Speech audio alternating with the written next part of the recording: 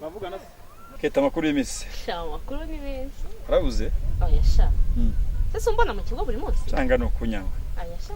uzi ko no umuntu mu kigo ariko ntakuvugisha si nkuvugisha ese mwana ko nabwo amage byagenze bitese fone ntabwo babifise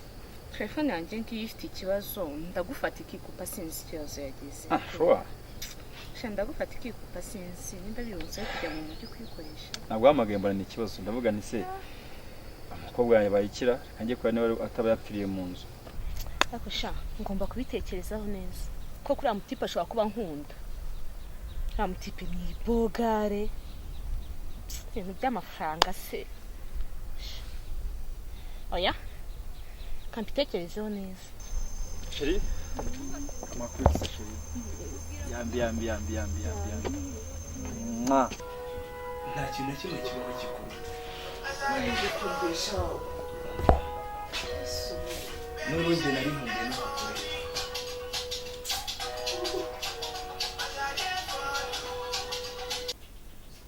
umwanya wantayeho ni uwuhe ngukunda nkunda wenyine nanjye ndagukunda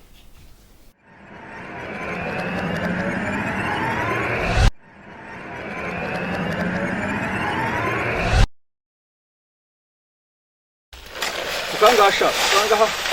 ariko utari twayirangiza